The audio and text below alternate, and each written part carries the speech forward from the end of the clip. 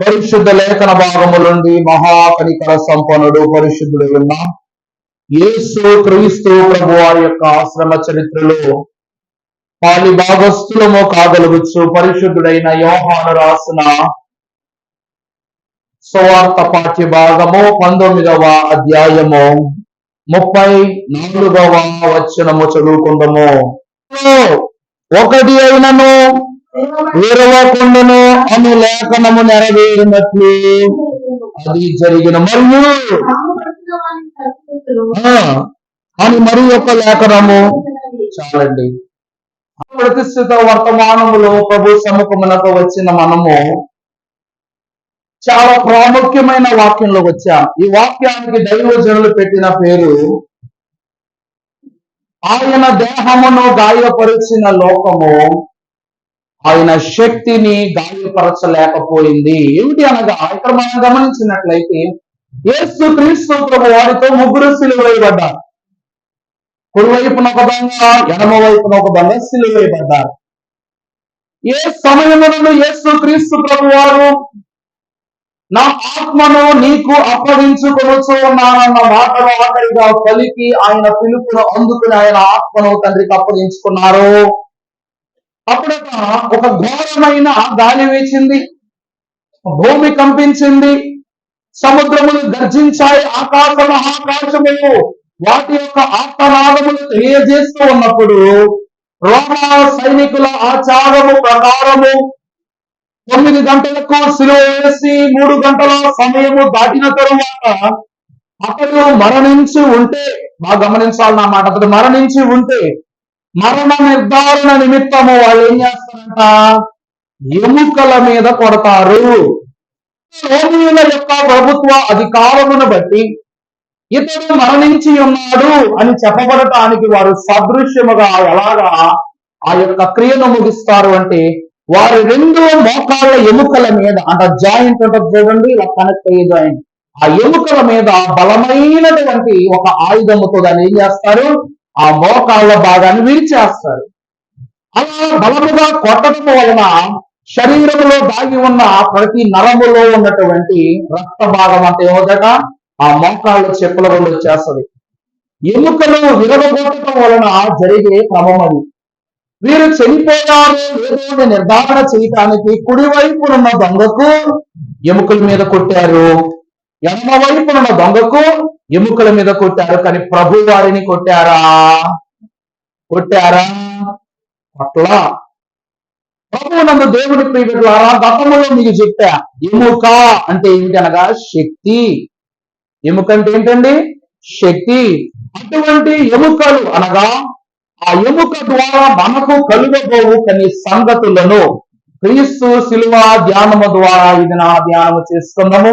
మొదటిగా పరిశుద్ధ లేఖన భాగములో మహాగణుడు, శ్రేష్ఠుడు, పరిశుద్ధుడు అయ్యున్నటువంటి సమూయేలు రాసిన 2వ గ్రంథము 21వ అధ్యాయము 12వ వచనమును చదువుకుందాము. కాబట్టి దావీదు పోయి సౌలు ఎముకలను, అతని కుమారుడైన యోనాతాను ఎముకలను యాబేష్ గిలాదు వారి యొద్ద నుండి ఫిలిష్తీయులు సౌలును హతము చేసినప్పుడు వారు సౌలును యోనాతానును బెత్షాను పట్టణపు వీధులలో వేలాడగట్టగా యాబేష్ గిలాదు వారు వారి ఎముకలను అచ్చట నుండి దొంగిలించి ప్రశంసనీయుడు పావనాత్మకుడైన యేసు క్రీస్తు ప్రభు వారి యొక్క చరిత్రలో ఇశ్రాయేలు యొక్క భవిష్యత్తులో భక్తుడైన మహాగణుడైన రాజైన సౌలు గారి యొక్క పాత్ర ఇశ్రాయేలు గొప్ప స్థితిని సంపాదించుకుంది. ఇక్కడ దేవుని వాక్యాన్ని గమనిస్తే ఏ రీతిగా భక్తుడైన దావీదు గారు సమూయేలు చేత అభిషేకింపబడ్డారో ఆ రీతిగానే సౌలు కూడా సమూయేలు చేత అభిషేకము పొందుకున్న రాజే. ఆ మాట అర్థమవుతుందా మీకు? సౌలు కూడా సమూయేలు భక్తుని చేత ఆ దినముల తరువాత 12 న్యాయాధిపతులను ఏర్పరచుకున్న గోత్రకర్తలుగా వచ్చి పిలువబడిన వారందరూ అంటున్నారంట, ఇప్పుడు ఒక్కొక్క గోత్రానికి ఒక పాలెగాడిలాగా ఒక కాపరిలా మేమన్నా, కానీ మమ్ములనందరూ కాయటకు గల ఒక రాజు మాకు కావాలని ప్రజలలో ఏమంటున్నారు, వారిలో వారు మాట్లాడుకుంటుంటే ఈ మాట సమూయేలుకు చెప్పారంట. నిజానికి సమూయేలుకుని దేవునికిని ఒక రాజును ఏర్పాటు చేయటం ఇష్టం లేదు అమ్మా. ఎందుకనగా ఏ దినమునందైతే కరుణా పీఠములో వారి వారి గోత్రకర్తల కరలను పెట్టి అహరోనును యాజక సమూహముగా నిలబెట్టారో అప్పుడే వారి శిక్షార్థమైన పాప క్షమాపణార్థమైన బలులను ప్రభు అంగీకరించి ప్రభువే రక్షకుడుగా ఉన్నారు వారికి. అందును బట్టి ఈ లోకమును గమనిస్తే ఇశ్రాయేలు ప్రజలైనటువంటి వారు ఎంత గొప్ప రాజైనా కావచ్చు, ప్రవక్త మాటను మీరు ఏమి చేసినా సరే ఏమవుతుంది చెప్పండి, దోషము దొరుకుతుందన్న ఒక సంగతిని బట్టి సమూయేలు ఉన్నా సరే మాకు ఒక రాజు అండ కావాలని ఇశ్రాయేలీలు కోరుకున్నారు. నిజానికి సౌలు మహారాజు ఇశ్రాయేలు వంశస్థుడు కాదు. అతడు ఏం చేశాడంట, ఒకానొక దినమున తన తండ్రిను అతడును ఒక ప్రాంతము గుండా వెళ్ళుచూ ఉన్నప్పుడు యెహోవా దేవుడు సమూయేలుకు ఒక దర్శనమిస్తారు. ఏమిటి అనగా, ఇదిగో రేపటి దినమున ఒక యవనస్తుడు ఈ పట్టణము ప్రాకారమున గుండా వస్తాడు, అతనిని నువ్వు చూడగానే అతను నువ్వు గుర్తిస్తావని సమూయేలుకు చెప్పినప్పుడు ఈ యొక్క సౌలు తండ్రి, ఇక్కడ ఒక గొప్ప ప్రవక్త ఉన్నాడు, సమూయేలు అనే గొప్ప ప్రవక్త ఉన్నారు, చాలా శక్తివంతుడు, చాలా ఆశీర్వాదం పొందుకున్నవారు, అతన్ని ఒకసారి కలిసి వెళ్ళిపోదాం అంటాడు. వాళ్ళ దారంతా వెళ్ళిపోయేవాళ్ళు, వేరే ప్రాంతానికి వెళ్ళిపోయేవారు. కానీ సమూయేలు గురించి విన్నటువంటి సౌలు తండ్రి ఏమంటారు, నేను ఒకసారి కలిసి వచ్చేస్తాననగానే తన తండ్రి ముందడుగు వేస్తున్నప్పుడు సమూయేలే 2 చేతులు చాపుతూ సౌలును హత్తుకున్నాడనమాట. తండ్రి కలవాలనుకున్నాడు, కానీ సమూయేలు ఎవరిని హత్తుకున్నాడు చెప్పండి, సౌలును హత్తుకున్నాడు. హత్తుకుని అతను తీసుకుని వచ్చి ఇశ్రాయేలు యొక్క గోత్రకర్తలతో సమూహముతో అతను కూర్చుండబెట్టి విందు చేసి ఆ తరువాత ఆ ప్రాంతమును ప్రాకారము చివరకు తీసుకుని వెళ్ళి సౌలును ఏం చేశాడు సమూయేలు, నాట నుండి యెహోవా ఆత్మ వచ్చినట్లుగా తైలపు కొమ్మును తీసి సౌలుకు అభిషేకం చేశారు. అభిషేకము చేసిన తరువాత అమోరీల రాజులు, ఫిలిస్తీన్ల రాజులు, అబీల రాజుగా ఎంతో మంది వ్యతిరేకత కలిగినటువంటి వారు ఇశ్రాయేలుకు అప్పటికే శత్రువర్గంగా ఉన్నారు. అప్పుడు ఇశ్రాయేలు ప్రజలు అంటారన్నమాట, ఇతను పుట్టుకతో క్షేత్రీయుడు కాదు, రాజు కాదు, ఇతని పట్ల మాకు అపనమ్మిక, ఇతని పట్ల మాకు ఏమి లేదు, ఏమాత్రము నమ్మకము లేదు, నేను ఇతను ఎలా నమ్మాలన్నప్పుడు రాజుగా అతని అభిషేకము పొందుకున్నప్పటికీ రాజు యొక్క అధికారము అతనికి ఇవ్వబడాల. అప్పుడు సౌలు అంట ఏం చేస్తున్నాడు, అతని పంటలో దుక్కు దున్నుతున్నాడు అనమాట. అతని పంటలో ఏం చేస్తున్నాడు, అతను దున్నుకుంటుంటే ఇదిగో ఫిలిస్తీయులైన వారు, అమోరీయులైన వారు మనపై యుద్ధానికి దండుకు వచ్చారనగానే దైవ అభిషేకము పొందుకున్న సౌలు భక్తుడు ఏం చేశాడంట, ప్రతి గోత్రములో నుండి యుద్ధస్థులైన వారిని తీసుకుని వెళ్ళి అటు పక్క ఉన్న అమోరీయులను ఫిలిస్తీయులను ఏం చేశాడు చెప్పండి, యుద్ధము చేసి హతమార్చాడు. హతమార్చగానే యెహోవా ఆత్మ అతని యందు ఉండుట చూసిన పురజనులైన వారు, ఇశ్రాయేలైన వారు అతనిని రాజుగా అంగీకరించారు.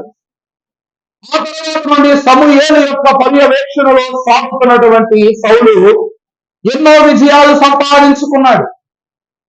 అతనికి 3 కుమారులను 2 కుమార్తెలను కలరు. అందులో ప్రథమ కుమారుడైన యోనాతానుకు భక్తుడైనటువంటి దావీదు ఏమై ఉన్నారు, ప్రాణ స్నేహితుడు.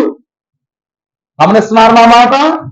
దావీదు అందరిలాంటి వాడే, యోగా గోత్రంలో పుట్టిన సర్వసాధారణమైన కుటుంబీకుడే. కానీ ఈ యొక్క సౌలు రాజు ప్రతిసారి దేవుడు యొక్క పనులు చేస్తూ ఉన్నప్పుడు ఏదో ఒక చిన్న తప్పు దొరికించేవాడు. అంటారుగా, తప్పులు చిన్నవి చిన్నవి చిన్నవి పెరిగి ఒక మెగా తప్పుగా మారిపోయింది అన్నట్లు ప్రభువు జయము సంపాదించమంటారు. యుద్ధం చేశాడు, జయం సంపాదించాడు. కానీ అక్కడ నుండి నువ్వేమి తీసుకురావద్దు, వారిని ఏమైనా వెంట పెట్టుకుని రావద్దు, వారి యొక్క పరికరాలను పట్టుకుని రావద్దు అని చెప్తే ఇతడు ఏం చేస్తాడంట, వాళ్ళ ఎడ్లు చాలా బాగున్నాయి, మన ఎడ్లు కన్నా బాగా చేస్తాయి, మన గొర్రెల కన్నా వాళ్ళ గొర్రెలు బాగున్నాయని ఆ గొర్రెలని తీసుకొచ్చి ఎక్కడ పెట్టేవాడు, ఇశ్రాయేల్ రాజ్యంలో పెట్టేవాడు. ఇలా చేయటం వలన దినమునకు భక్తుడైన సమూయేలుకు సౌలు మీద ఏం పోయింది? నమ్మకం తగ్గిపోయింది. అతను అంటాడు, సౌలు రాజ్యాధికారముతో నువ్వు చేయించున్నటువంటి అగోచరపు పనులు యెహోవాకు హేయమాయెను అంటాడు అన్నమాట. నువ్వేం చేస్తున్నావు? దేవుడు చెప్పిన పనులను కాక ఆ పనులతో పాటు కాని పనులను కల్పించి చేయటం వలన దేవుని దృష్టికి నువ్వేమైపోయావు? హేయుడు అయిపోయావు అనగానే కాస్త కాలము తర్వాత ఫిలిష్తీ యుద్ధములో అతడు చేసిన కాని స్థితికి, చెడు తత్వమునకు యెహోవా ఆత్మ సౌలును విడిచి వెళ్ళిపోయింది. అప్పటి నుండి సౌలు తలబెట్టుకుని రాజ్యంలో కూర్చునేవాడంట. అమ్మా అయ్యో అంట కూర్చునేవాడంట. అప్పుడు యోనాతాను తన తండ్రి దగ్గరికి వచ్చి, తండ్రి ఏమి నీ శిరోభావం ఏంటి అంటే, దేవుని ఆత్మ నా వద్ద నుండి వెళ్ళిపోయింది, సమూయేలును విడిచిపెట్టేశాడు, పరిస్థితులు నాకు వ్యతిరేకంగా మారిపోయినాయి, నా మనస్సు ఏమి స్థిరంగా లేదని అనగానే అప్పుడంట, నా స్నేహితుడు ఒకడు ఉన్నాడు నాన్న, వాడు సితార వాయించాడే అనుకో నీ మనసు అంతా ఏమైపోద్దు, మరలా నెమ్మలించుకుపోద్దు అనగానే అప్పుడు దావీదును పిలిచినప్పుడు సౌలు ఎదురుగా సితార వాయించాడట. అంటే ఎంత అద్భుతముగా దేవుడిని మెప్పించిన వానికి మనుషుల్ని మెప్పించడం గొప్ప విషయం ఏం కాదు కదండి. ప్రతిరోజు అడవిలో గొర్రెల మందల మధ్య కూర్చుని పరలోకమునందున దేవునికి తన స్వరమును సితార సంగీతమును వినిపించే దావీదు ఒక్కసారిగా సౌలునకు తన స్వరాన్ని, తన యొక్క మాధుర్యాన్ని వినిపించేసరికి తన ప్రాణ స్నేహితుడైనటువంటి అనగా యోనాతాను ప్రాణ స్నేహితుడైన దావీదును ఇంటి వారిగా చేసేసుకున్నాడు. నా బాధ అర్థమవుతుందండి. ఇంటి వారిగా అప్పటి నుండి దావీదు గారు ఈ సౌలు రాజు యొక్క ఆయుధ కర్మాధికారి. అంటే రాజు ఆయుధాలను మోసుకుని వెళ్ళేవాడు. చెకింగ్ చేయటం, ఈ కత్తి అంత పొదనుంది, ఇది అంత బలంగా ఉంది, చెకింగ్ చేయటం, చేసిన కత్తిని రాజుగారికి అనుకూలంగా జాగ్రత్తగా రథంలో పెట్టడమో లేకపోతే జాగ్రత్తగా అమర్చటమో చేసేవాడు. అలా అలా ఎప్పుడైతే గొలియాతును హతమార్చాడో దావీదు, అప్పుడు వెంటనే సౌలు కుమార్తెని ఎవరికి పెళ్లి చేశారు? దావీదునకి ఇచ్చి వివాహం చేశారు. ఆ తర్వాత నుండి దినదినము దావీదు యొక్క పేరు పెరిగిపోతుంది ఇశ్రాయేలు ప్రజల మధ్యలో. సౌలు ఏమైపోతున్నాడు? తగ్గిపోతున్నాడు. అప్పుడట చిన్న పిల్లవాడిగా ఉన్న దావీదుకి సమూయేలు భక్తుడు తండ్రి నామాన్ని బట్టి అభిషేకం చేశారు. ఆ తర్వాత గొలియాతు హతము జరగటం, తన కుమార్తెతో వివాహము చేయటం, కీర్తి పెరగటం, ఇతని యొక్క ఈర్ష్య ఎంత మాత్రానికి చేరిపోయిందంటే సొంత అల్లున్నే చంపటానికి సౌలు వెనుకాళ్ళ. అప్పుడు తన ప్రాణ స్నేహితుడైన యోనాతాను ఏం చేశాడు చెప్పండి? అతనికి మార్గాన్ని ఉపదేశించి దావీదుని జాగ్రత్తగా వెళ్ళిపోమన్నాడు. ఆ తరువాతి కాలము తర్వాత కొంతకాలానికి మహాభక్తుడైన సమూయేలు గారు మృతి పొందారన్నమాట. చనిపోయారు, ప్రవక్త చనిపోయారు. ఇప్పుడు దేవుడు కరుణించక సలహా చెప్పే సమూయేలు లేక సౌలు ఏమైపోయాడంట? చీకటి స్థితిలోకి చేరిపోయాడు. అప్పుడు ఫిలిష్తీయులు యుద్ధము ప్రకటించారన్నమాట. ఎవరి మీద? సౌలు మీద. దినదినము ఏమైపోయారు చెప్పండి? రాజ్యములో ఉన్న సైన్యాన్ని కోల్పోతూనే ఉన్నారు. అప్పుడు సౌలు తన తెలివితేటలు ఉపయోగించి, చావు తెలివితేటలు ఉపయోగించి కర్ణపిశాచి దగ్గరికి వెళ్ళాడు. చూసారా, ఇదే లోక క్రియలంటే. కర్ణపిశాచి యొద్దకు వెళ్ళి ఆమెతో మాట్లాడి నా యొద్దకు సమూయేలు యొక్క ఆత్మను ప్రవేశపెట్టు అని అనగానే ఆమె యొక్క క్రియలు, ఆమె విద్యలు ఉపయోగించి ఎవరిని రప్పించింది? సమూయేలు యొక్క ఆత్మను రప్పించింది. అప్పుడు సమూయేలు ఎదుట నిలబడి సౌలుతో అంటాడు, మన రాజ్యము ఆ ఫిలిష్తీయుల కైవసమైపోతుంది, ఆ ఫిలిష్తీయుల హస్తగతం అయిపోతుంది, ఇక నేనేం చేయలేకపోతున్నా. ఆయన వదిలేశాడు, నువ్వు కూడా వదిలేసి వెళ్ళిపోయావు. ఏదైనా పరిష్కారం చెప్పంటే, నా దేవుని ఆజ్ఞను మీరినందున, నేను ఇచ్చిన ఆజ్ఞను నీవు ఫలంచనందున నేను ఇప్పుడు ఏ సలహా చెప్పినా అది నీ పట్ల దేవుడు ఏం చేయరు? నెరవేర్చరు. ఆయనే విడిచిపెట్టినప్పుడు నేను నిన్నేం కాపాడతానని సమూయేలు కూడా ఏమైపోయారంట? ఆత్మగా అంతర్ధానం అయిపోయారు. అంతే, యుద్ధానికి వెళ్ళాడు, కోల్పోయాడు, అందరినీ కోల్పోయాడు, కొడుకులను కోల్పోయాడు, అన్ని కోల్పోయాడు. కోల్పోయినప్పుడు తన ప్రాణం తనే తీసుకోవటానికి సిగ్గునందునటువంటి అతడు ఖడ్గమును ఫిలిష్తీయునికి ఇచ్చిన నన్ను హతము చెయ్యంటే తల తీసేస్తారు. సౌలుకి ఏం చేస్తారండి?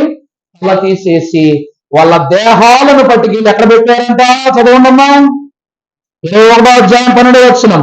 కాబట్టి దావీదు పోయి సౌలు ఎముకలను, అతని కుమారుడైన యోనాతాను ఎముకలను యెబేష్గిలాదు వారి యొద్ద నుండి తెప్పించుడు. చూసారా?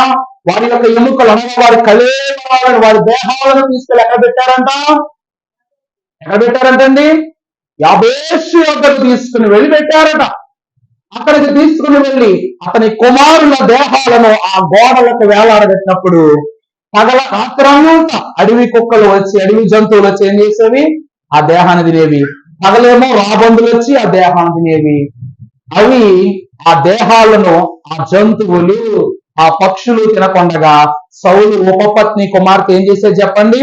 రోజు వాటిని తరుముతూ ఉండేదంట. కానీ ఏం లాభం చెప్పండి? కళేబరాలుగా అయిపోయారు. అయిపోయిన వారి యొక్క ఎముకలను ఎవరు సంపాదించారంట? దావీదు సంపాదించాడు.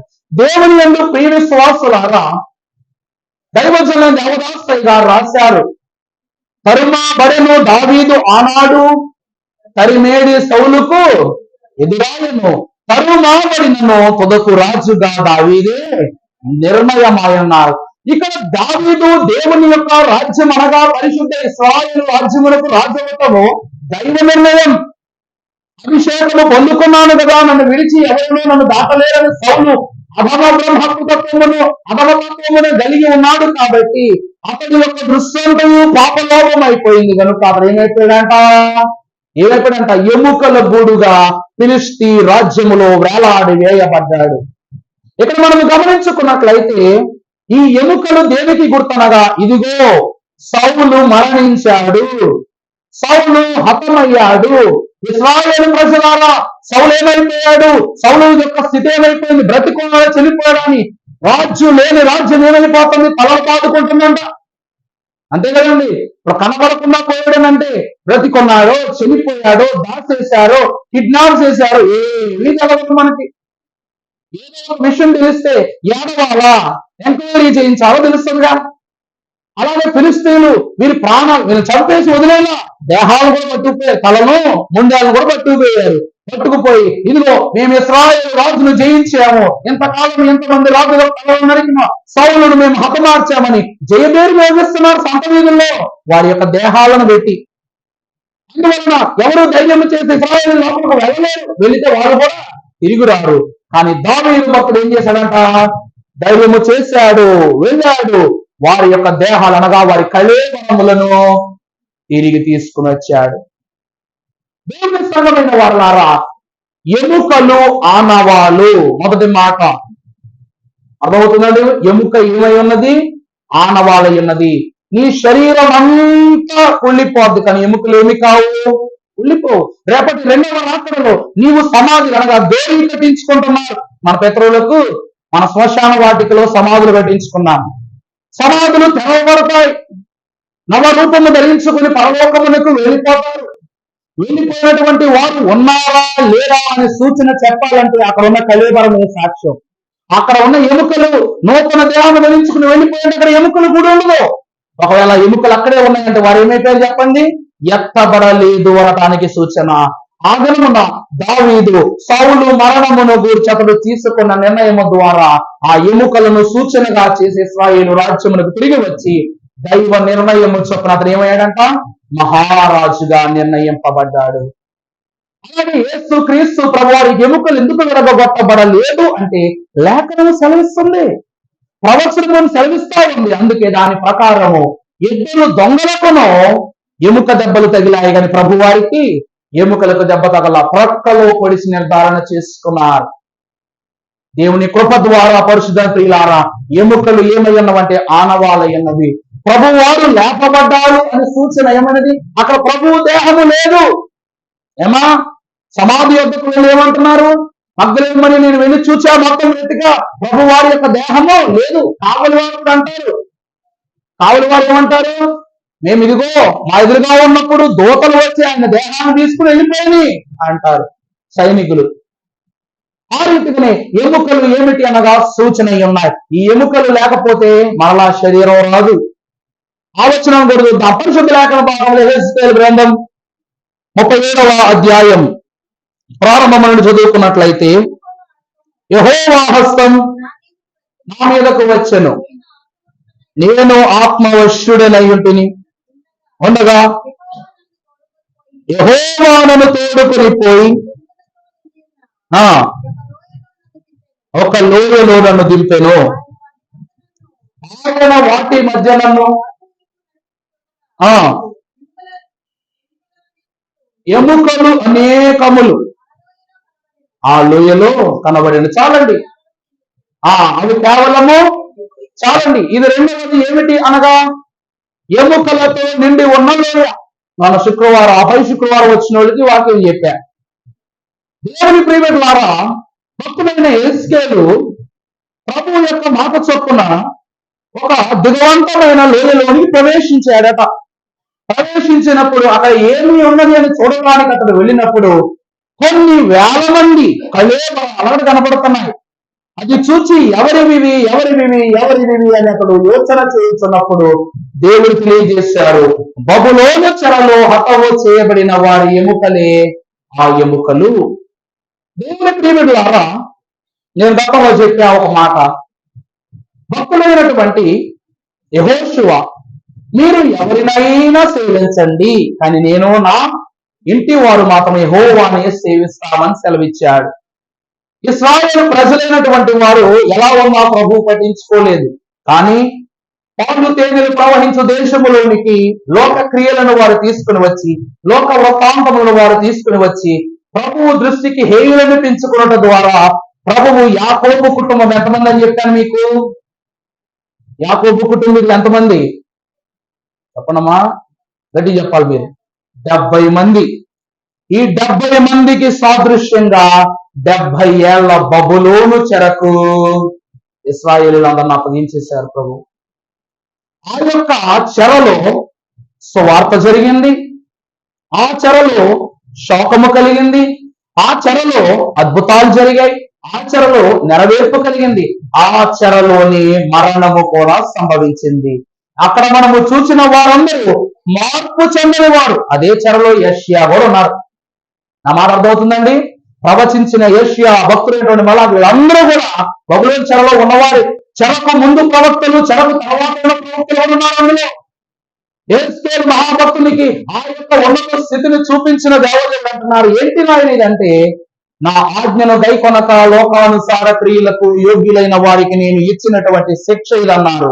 అప్పుడు యెహెజ్కేలు అంటాడు, మరి నన్ను ఇప్పుడు ఏం చేయమంటావు అంటే, కంటిన్యూ చేయండి అమ్మా, చదవ 4వ వచనం చదవండి. ఆయన నరపుత్రుడా, ఎండిపోయిన ఈ ఎముకలు బ్రతుకగలవా అని నన్ను అడుగగా, యెహోవా,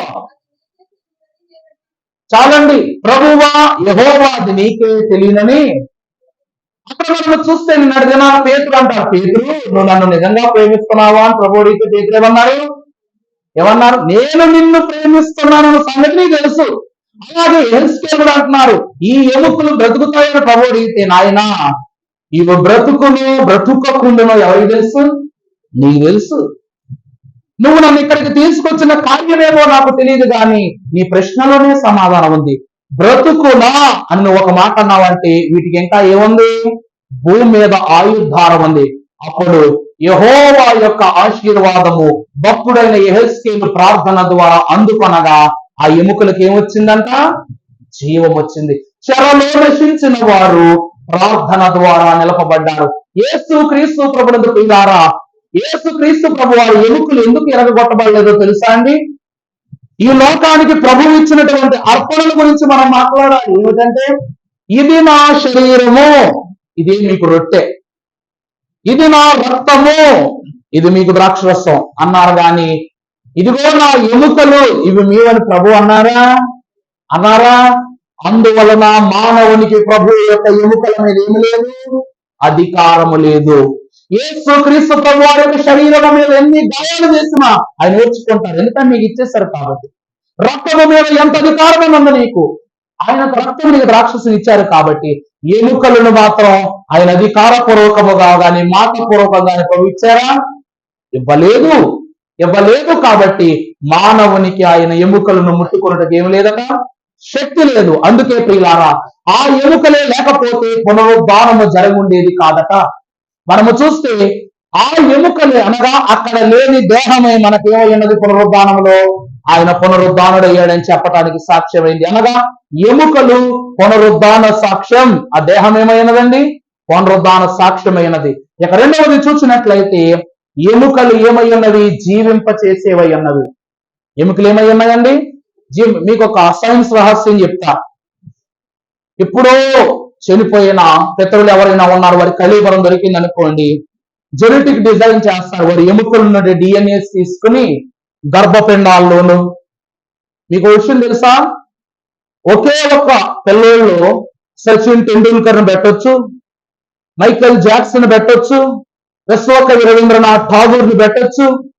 అంతెందుకు, యేసు ప్రభు వారి డిఎన్ఏ దొరికింది అనుకోండి, ఇంకో యేసు ప్రభువుని కూడా సృష్టించేస్తారు ఈ భూమి మీద. ఎందుకనగా దాన్ని ఏమంటారనగా జెనెటిక్ థెరపీ అంటారు. ఒకే మనిషిలో 10 మంది వ్యక్తిత్వాలు ఉంటాయి, ఒకే మనిషిలో 100 మంది వ్యక్తిత్వాలు ఉంటాయి. అతడే ఒక మంచి డాన్సర్ కాగలడు, సింగర్ కాగలడు. ఎస్పి బాలసుబ్రహ్మణ్యం చనిపోయాడుగా, మంచి సింగర్. అతని యొక్క డిఎన్ఏ ఉందనుకోండి, అది అప్పుడే పిండముగా రూపింపబడుతున్న ఒక తల్లి గర్భంలోని దాన్ని ఇంజెక్ట్ చేస్తే ఆమె కడుపులోంచి ఒక ఎస్పి బాలసుబ్రహ్మణ్యం పడతాడు. నిజం, ముఖము మారిపోవచ్చు కానీ స్వరము మారిపోద్దా? మారదు. దేవుని ఎందుకు ప్రియబిడ్డలారా, అలాగే యేసుక్రీస్తు ప్రభు వారి యొక్క రక్తము శరీరము ఏమైనది, ఆహారమైనది గర్భమిచ్చారు. ఆయన ఎముకలను మాత్రము తండ్రికి సమర్పణగా ఇచ్చారు, పునరుద్ధానములకు సమర్పణగా ఇచ్చారు. ఇక్కడ యేసు ప్రభు వారిని బట్టి, క్రీస్తు యొక్క పునరుద్ధానమును బట్టి మన కళేవరములను, మన పితరుల కళేవరములను ఎవరు అపహరించుకుని పోకుండా మనం ఏం చేస్తాం, సమాధులను కట్టించుకుంటాం. ఎందుకనగా ఈ దేహము ఎవరికి సమర్పణ ఉన్నది, దేవునికి సమర్పణ ఉన్నది. అందుకే కడబోరం రోగినప్పుడు ఈ ఎముకల మీదుగా నవ శరీరమును దాల్చుకుని పరలోకానికి ఎత్తబడతారు. రెండవది, ఎముకలు ఏమిస్తూ ఉన్నాయంట, నూతన జీవాన్ని ఇస్తున్నాయి. ఆ దినమున ఆ ఎముకల లోయలో బబులోను చెరలో మృతి చెందిన వారికి నీ నిత్య జీవాన్ని ఇచ్చినట్లు ప్రభు మనకు కూడా రానుంది ఎలా వేస్తారు. మనం రాకడలో ఈ దేహంతో ఎత్తబడితే చాలా సంతోషం. లేక మన కాలము గతించిన తరువాత ఎలా ఉన్నా మనకేమిస్తారు దేవుడు, నూతన దేహాన్ని ఇస్తారని ప్రభు పేరిట మనవి చేస్తున్నా. ఇక మూడవది గమనించుకున్నప్పుడు లేఖన భాగంలో ఆదికాండం 50వ అధ్యాయము 25వ వచనము. ఆదికాండం 50వ అధ్యాయం 25వ వచనం. మరి యోసేపు దేవుడు నిశ్చయముగా మిమ్మును చూడవచ్చును, అప్పుడు మీరు నా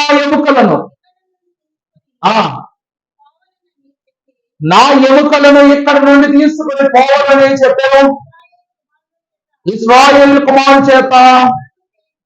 చాలండి, దేవుని యందు ప్రియబిడ్డలారా, భక్తుడైన యోసేపు గారు దర్శన ప్రియులు, దర్శన భాగ్యము కలవారు. యోసేపు మరణించేంత వరకు దర్శనాలు పోలేదు. అతని దర్శనంలో ప్రభు ఆయనకి ఇచ్చిన మరొక ఆశీర్వాదం ఏమిటి అంటే, అతను పరలోకమునకు కొనిపోబడును. కానీ ప్రభువు తన కుమారులను దర్శించుటకు వచ్చినప్పుడు యోసేపు అని చెప్తున్నాడు, నా ఎముకలను ప్రభు ఎదుట ఉంచును అని తెలియజేస్తున్నాడు. దేవుని ప్రియబిడ్డలారా, ఈ రోజు ప్రతి ఈస్టర్ పండుగకు మనం వెళతాం.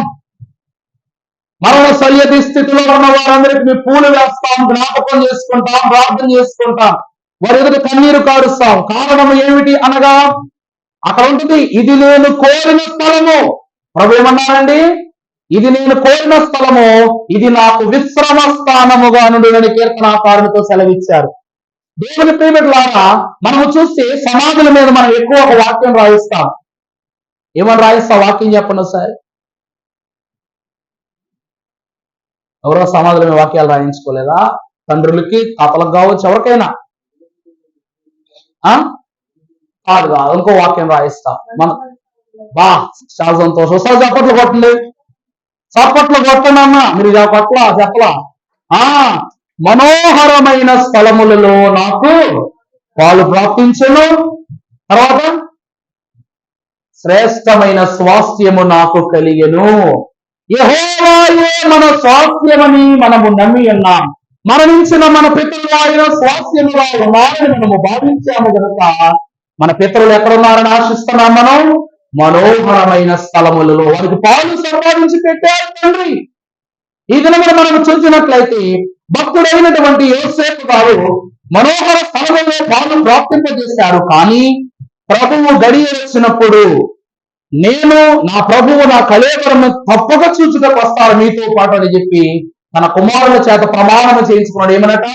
నా ఎముకలను జాగ్రత్తగా పెట్టెలో భద్రపరచండి, ప్రభువు సమయము వచ్చినప్పుడు మిమ్మల్ని దర్శించుటకు వచ్చినప్పుడు వాటిని సైతము మీతో తీసుకుని వెళ్ళండి అని తెలియజేశాడట. ప్రభునందు దేవుని ప్రియలాగా ఈరోజు మనము చూసినట్లయితే పుణ్య నదులలో హైందవులైనటువంటి వారు వారి యొక్క అస్థికలను గలుపుతారు. వారి యొక్క నమ్మకం ఏమిటి అనగా పుణ్య నదుల్లో కలిసినట్లయితే దేవుళ్ళ దగ్గరకు వారి ఆత్మలు చేర్చబడ్డాయని ఒక గొప్ప నమ్మకం. అవునా కదమ్మా?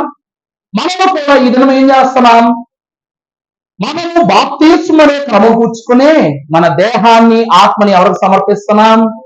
దేవుడికి సమర్పిస్తాం. వారు మరణానంతరం ఆ క్రమం చేస్తారు. కానీ మనము జీవించి ఉండగానే ప్రభువుకు ఆత్మను శరీరమును సమర్పిస్తున్నాం. అందుకే ప్రభు వారు సెలవిస్తున్నారు బాబు యోహాను ద్వారా, నేను నీటితో బాప్తిస్మం ఇస్తున్నా గాని పరిశుద్ధాత్మ నుండి మీకు బాప్తిస్మం ఇచ్చేవాడు నా వెనక వస్తూ ఉన్నాడని తెలియజేస్తారు.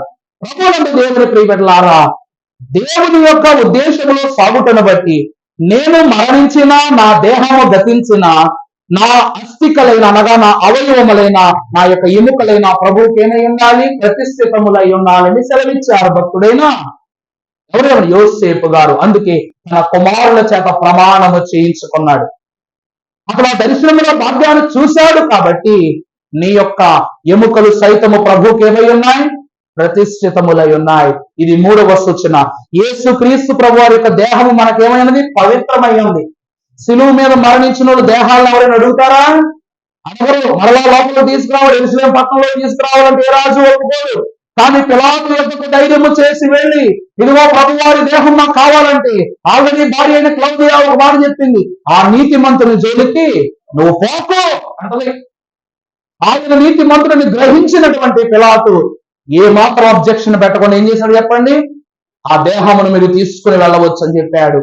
ప్రభువారి దేహము, ఆయన యొక్క ఎముకలు, ఆయన యొక్క సాధ్యమైనటువంటి గాయములు అమూల్యమైనవి పిలాతులకు తెలుసు కనుక తీసుకుని వచ్చి ప్రతిష్ఠితమైన ఎముకలను దైవ సామిడి దీవెన ప్రకారము వారు ఏం చేశారు? సమాధి చేశారు. ఏం చేశారండి? సమాధి చేశారు. ఆ రీతిగానే యోసేపు కూడా నేను మరణించినను నా ఎముకలు సైతం దేవునికి ఎలా ఉండాలా? ప్రతిష్ఠితముగా ఉండాలని భావించాడు. ఇది 3వ ధన్యత. ఇక 4వది చూసినప్పుడు న్యాయాధిపతుల గ్రంథము 16వ అధ్యాయము 15వ వచనము. న్యాయాధిపతుల గ్రంథం అప్పుడు ఆమె నా యందు నీకు ఇష్టము లేనప్పుడు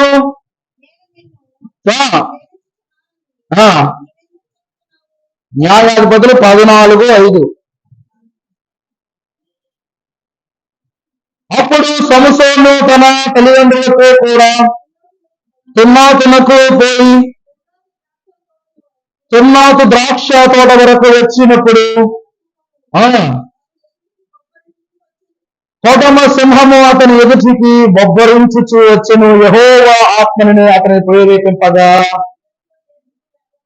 ప్రభునందు దేవుని ప్రియబిడ్డలారా, రాసిన మాట, యేసుక్రీస్తు ప్రభువారు ఎలా వస్తారు? ఏ సింహంగా వస్తారు? కొదమ సింహంగా వస్తారు. సాతాను ఏ సింహం వస్తాడు? గర్జించే సింహంలో వస్తాడు. అక్కడ సంసోను ఎదురుగా వచ్చింది గర్జించే సింహమా కొదమ సింహమా? కొదమ సింహం.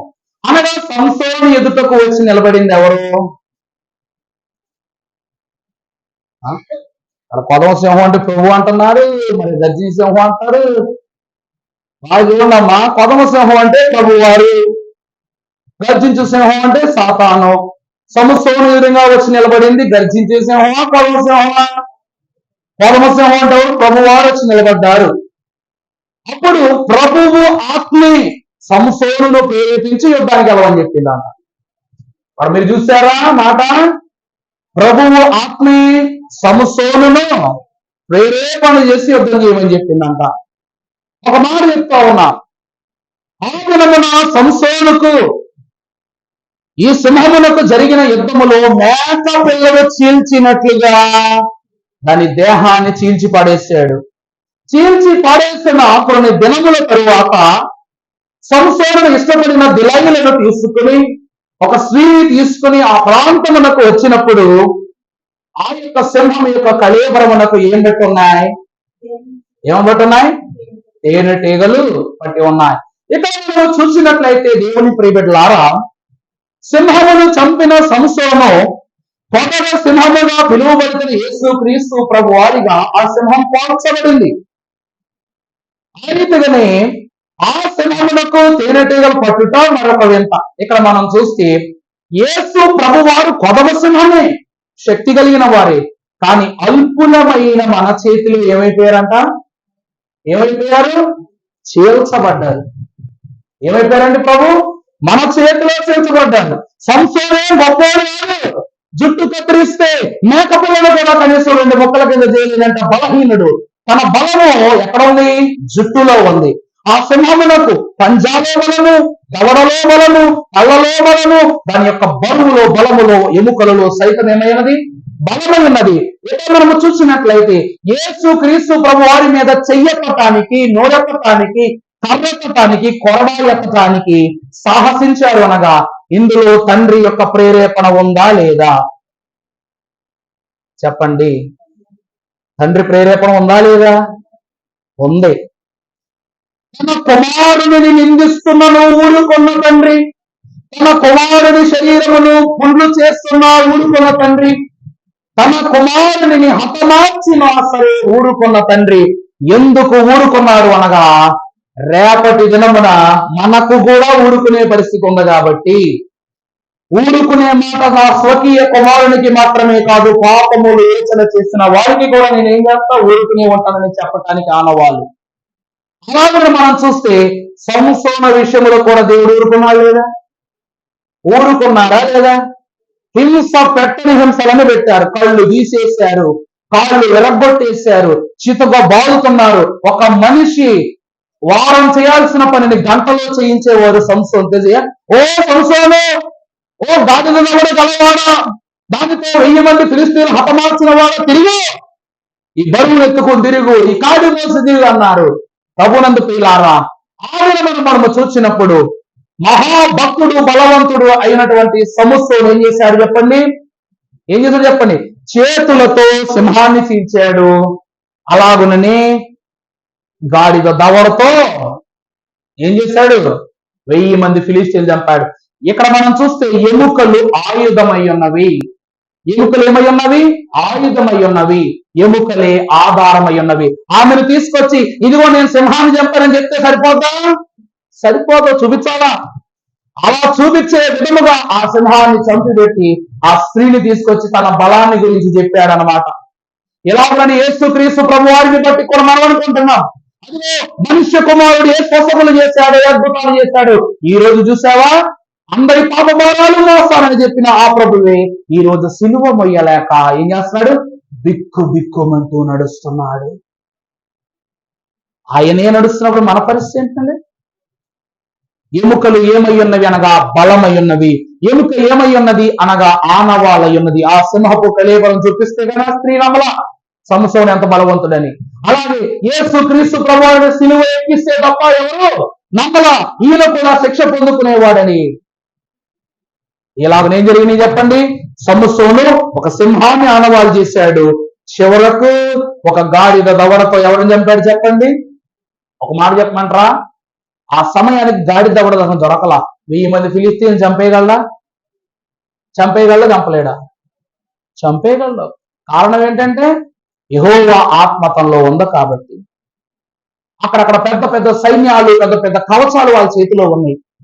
అయినా ఒక్క దవడతో అంతమంది సైన్యాన్ని జయించాడు అంటే శక్తి సంసోనులోనికి దేవుడు అంత బలంగా ఇచ్చాడు. ఈ రోజు విశ్వాసం కూడా దేవుడు శక్తిస్తున్నాడు. పాపములను జయించే శక్తి. వాళ్ళు 1000 మంది ఫిలిస్తీన్ల వంటి వారు కాదు, లక్షలాది మంది ఫిలిస్తీన్ల వంటి వారు కాదు, అమోరీయుల వంటి వారు కాదు, ఇష్యూల వంటి వారు కాదు. పాపము ఎప్పటికీ కొలవలేని ఒక గొప్ప సైన్యం. దాని అంతము ఆరంభము ఎవ్వరికీ తెలియదట. దానిని జయించాలి అంటే నీకేం కావాలి? ఏం కావాలి చెప్పండి? దేవుని శక్తి కావాలి. దేవుని యొక్క శక్తి కావాలి.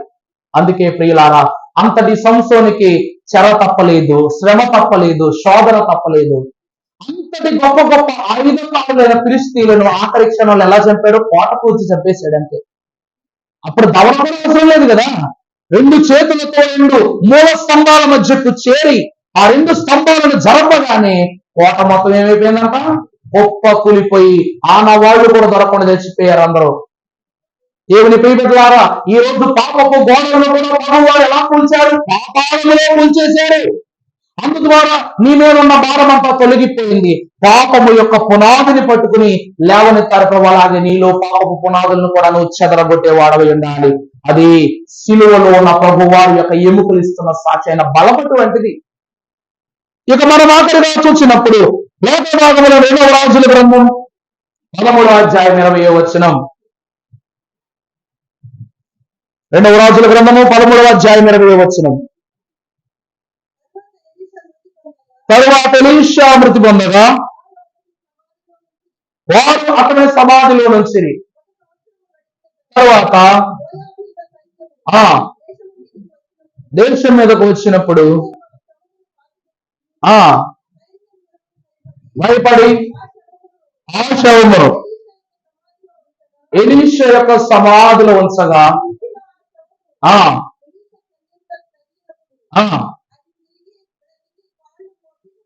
అది బ్రతికి అతని యొక్క మరణమును సైతం ఏం చేసిందంట? తిరిగి జీవాన్నిగా మార్చేసింది. దేవుని ప్రియబిడ్డలారా, ఇది ఎలీషా ఎముకలు చేసిన కార్యం. ఎలీషా కూడా మనలాంటి మనిషే, కానీ ఎముకల్లో ఏముండిపోయిందంట? ప్రార్థన ఉండిపోయింది. బాగా గమనించాలి మీరు. ఈరోజు మీరు అంటారు కదా ఒక మాట, బతికున్నంత కాలమే ఏం చేసినా, మరణిస్తే ఏముంది, ఏం పట్టుకెళ్ళిపోతాం. నేను ఒక మాట చెప్పా, బంగారము పట్టుకెళ్ళలేవు, వెండి పట్టుకెళ్ళలేవు, కానీ పాపాన్ని మాత్రం టన్నులు టన్నులుగా మోసుకుని పోవాలి మనం భుజాల మీద మోసుకుని. పాపాన్ని మోసుకు వెళ్ళటానికి గల స్థితి ఉన్న నీ దేహానికి పరిశుద్ధత పోసే శక్తి లేదా? ఎలీషా చనిపోవడం, మనిషి చనిపోయాడు కానీ ఆత్మ చనిపోలా. అతను సంపాదించుకున్న స్వాస్థ్యము చనిపోలా. ఒక్క కయ్యూను చేసిన తప్పు వల్ల నేల శపింపబడింది, వంశాలు శపింపబడింది. యూదా చేసిన పని వల్ల తరతరాలు శపింపబడ్డాయి. మరి యేసుక్రీస్తు ప్రభు ఇచ్చిన రక్షణ వల్ల ఇది తరతరాలు బతకట్లేదా? ఆయన మరణించిన రక్షణ బతుకుండగా, ఎలీషా మరణించిన అతని శల్యం ఇచ్చిన జీవము బ్రతికే ఉంది. మీరు అనవచ్చు, అంత శక్తి కలిగిన వాడే అయ్యుంటే తనను తానే బ్రతికించుకోవచ్చుగా. ఎలీషాకు దేవుడు ఏ వరం ఇచ్చాడు తెలుసా? ఎలీషా నువ్వు ఎప్పుడు మరణించాలని వాడు మరణించన్నారు. ఎందుకంటే ఏలియా వెళ్ళిపోతూ తన దుప్పటిని ఇచ్చేసి వెళ్ళిపోయాడు. ఆ దుప్పటి దేనికి గుర్తంట? మరణమును జయించడానికి గుర్తు. యోర్దాను నదిని ఒక్క దెబ్బ కొట్టగానే నది ఏమైపోయింది? 2గా విడిపోయింది. యోర్దాన్ అంటే ఏమని చెప్పా మీకు? యోర్దాన్ అంటే ఏమని చెప్పాను? దైవాక్యం ఏమన్నది? యోర్దాను అనగా మరణము. యోర్దాన్ అంటే ఏంటండి? మరణము. అనగా పాపములో జీవిస్తున్న మనిషిని మరణము మృంగి వేయబోతున్నదని తెలుసుకున్న యోహాను భక్తుడు అదే మరణం యొక్కకు తీసుకుని వచ్చి ఆ పాపాన్ని ఆ మరణంలోనే నుంచేసి విశ్వాసం బయటికి తీసాడు అనమాట. అర్థమవుతుందండి? ఇప్పుడు మురుకు నీళ్లు ఉంటాయి, మంచి నీళ్లు ఉంటాయి. కానీ భూమి మీద మురికి నీరే ఎక్కువ, మంచినీరు తక్కువ. కానీ ఈరోజు శాస్త్రవేత్తలు, తెలివి గల వాళ్ళు ఏం చేస్తున్నారంట? మురికి నీటిని మంచినీటిగా మారుస్తున్నారు, సముద్రపు నీటిని మంచినీటిగా మారుస్తున్నారు. మీకు తెలవగా ముందు బోర్ వేసేటప్పుడు ఎంత వేస్టేజ్ బయటకు వస్తుందో దాని తర్వాత మంచినీళ్ళు వస్తాయి. అలాగనే పాపముతో నిండిపోయిన దానికన్నా ఈ యోర్దానులో ఉన్న మరణము అంత గొప్పది కాదు కనుక యోహాను పరిశుద్ధాత్మ దేవుని నామమున వారి పాపాన్ని ఆ మరణములో ముంచివేసి విశ్వాసి యొక్క స్థితిని తీసి బయటపెట్టాడు. అదే ప్రభువుకు కూడా అదే యోర్దానులు ఇచ్చారండి, మరణాన్ని ఇచ్చారు. అందుకే మరణమున ఆయన మింగేశారు, కానీ మరణం ఆయన ఏం చేయలేకపోయింది? మింగలేకపోయింది. మరణమా నీ ముళ్ళు ఎక్కడ? మరణమా జయం ఎక్కడ? మరణమా నీ ముళ్ళు విరిగెను, మహిమ క్రీస్తుకు నిత్యము అన్నారు. దేవుని ప్రియమిత్రులారా, అటువంటి భక్తుడైనటువంటి ఎలీషా ఏమి సంపాదించుకున్నాడంట? వెళ్ళిపోతున్నటువంటి తన గురువైన ఏలియా యొక్క మరణమును జయించే దుప్పటిని తీసుకుని మొట్టమొదటి కార్యమే యోర్దాను మరణాన్ని 2 ముక్కలు చేసేసాడు ఆ నదిని. దాని గుండా నడుచుకుని, అంటే మరణ ఛాయ నుండి నడుచుకుని వెళ్ళిన వాడెవరు? ఎలీషా. అటువంటి ఎలీషా ఆఖరికి ఏమైపోయాడు చెప్పండి? మరణాంతకాలమైన రోగములో ఉన్నప్పుడు తన రాజ్యమునకు కావలసిన సూచనలు తన పాతి పెట్టవలసిన స్థలంతో సహా చెప్పేసి మృతి పొందుకున్నాడు. రాజుకి ఏమని చెప్తాడు తెలుసా?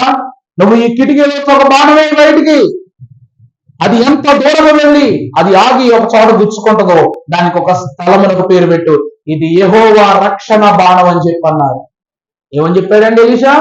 రాజులకు ఇది యెహోవా రక్షణ బాణము, నీవు ఈ బిల్లు విదిలించి ఈ యొక్క బాణాన్ని సంధించు, ఎంత దూరం వెళ్ళదాగుద్దో అక్కడి వరకు యెహోవా నీకేమై ఉన్నారు?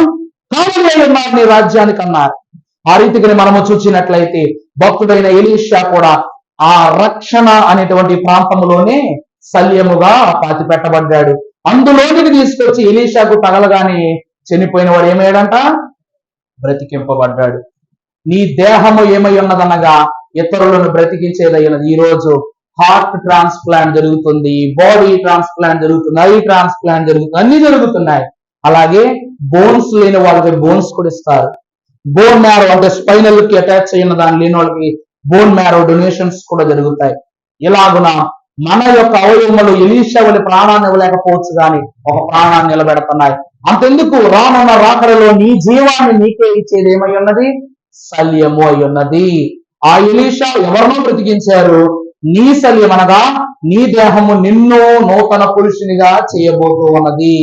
ఇక ఆఖరిగా మనము చూసినప్పుడు 1 రాజుల గ్రంథము 13వ అధ్యాయము 24వ వచనము. అందుకు అతడు బయలుదేరి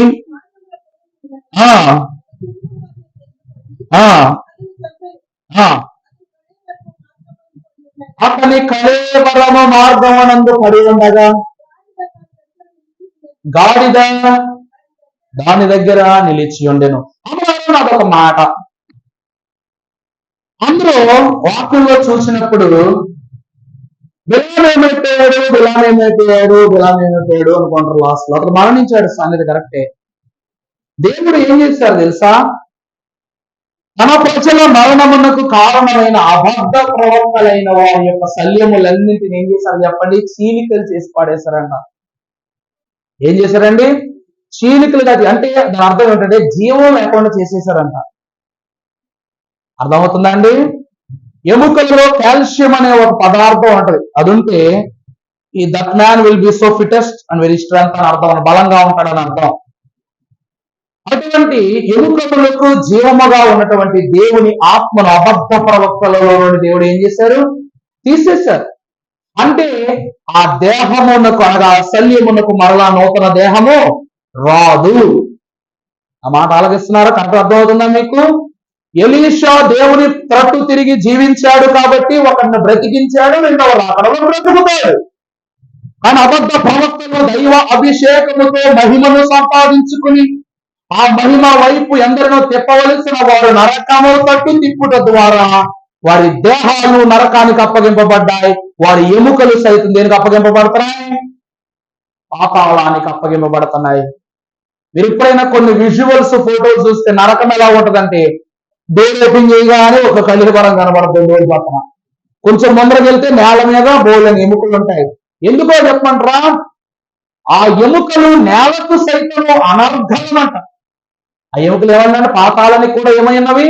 అనర్ఘలం. నాకు అవసరం లేదు. సంపాదించుకున్న పాపము, పాపపు దేహము, పాపపు సొత్తు ఎముకలు కూడా ఏమై ఉన్నవి? అవిధేయత వల్ల, నిస్వార్థము స్థితి లేని స్వార్థ స్థితితో కూరుకుపోవటం వలన దేవుడు విడిచిపెట్టేశారు. అలాగే నరకం కూడా ఏం చేసిందంట? దహించటానికి ఇష్టపడదట. అబద్ధ ప్రవక్తలైనటువంటి వారికి దేవుడు ఇచ్చే శిక్ష ఇది. పరలోకంలో సంతోషం ఉండదు, నరలోకములను సంతోషం ఉండదు, ఆత్మకు సంతోషం ఉండదు, దేహానికి సంతోషం ఉండదు, ఎముకలకు సైతం ఏమండదు? సంతోషం ఉండదు. ప్రభు ఏమన్నారు? యోనా, నీ మరణమును నేను జ్ఞాపకం ఉంచుకుంటా. నీ కుటుంబానికి భూమి మీద సంతోషం ఉండదు, పరలోకంలో సంతోషం ఉండదు, నరకంలోనూ సంతోషం ఉండదు. నీ వంశావళికి ఎక్కడా ఏముండదు, సంతోషము ఉండదని ప్రభు సెలవిచ్చారు. అవునా కదండి? యోగా ఏమైపోయాడు? తరాలు చెప్పుకొని ఒక కావ్య చరిత్రగా, చేదు చరిత్రగా మిగిలిపోయాడు.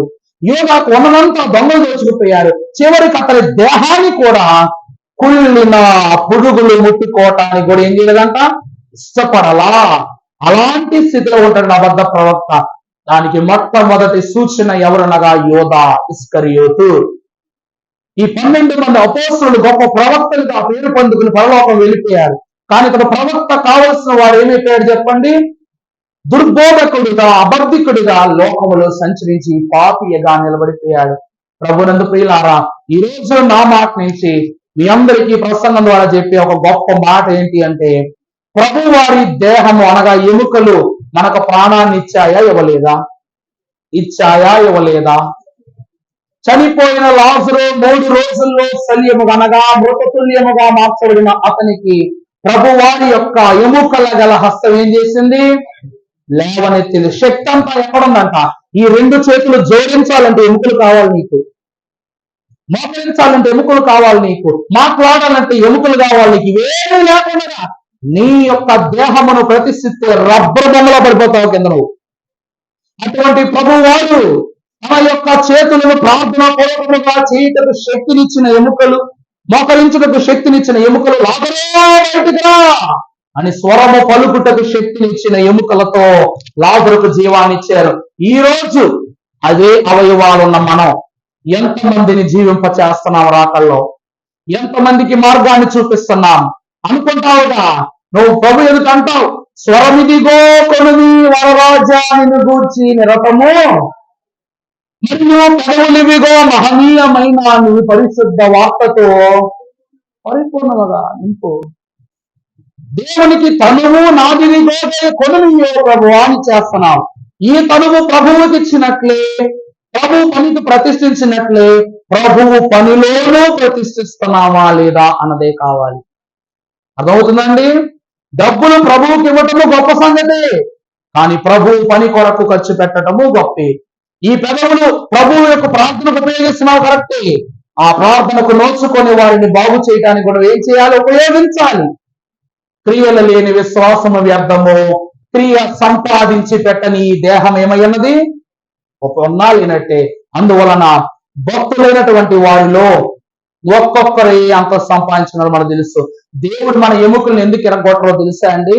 ఒక ఎముక విరిగితే 6-7 నెలల వరకు మనిషికి ఏముండదు, నరకమే. ఇక్కడ మీరే ఒక దృష్టి బట్టి ఒక మాట చెప్తున్నా, నాతో అభిషేకం పొందుకోవాలా శ్యాంపాల్ గారు, రంగా ప్రసాద్ గారు మన అల్లుడు పరిస్థితి చెప్పండి. ఒక ఎముక విరగటం ద్వారా అతని పరిస్థితి ఏమైపోయింది? కుటుంబం నూతనంగా వివాహమైంది కానీ భార్యకు ఒక 4 ప్రదేశాలు చూపించలేకపోయాడు, సంఘానికి పరిచయం చేయలేకపోయాడు, 4 ఆనందాలు పంచుకోలేకపోయాడు. మొదటి మాట. ఇక రెండవది, మరి 2 రోజుల్లో అభిషేకము జరగవలసిన వ్యక్తి ఏమైపోయాడు? రక్తపు మడుగుల ఆసుపత్రిలో చేరాడు.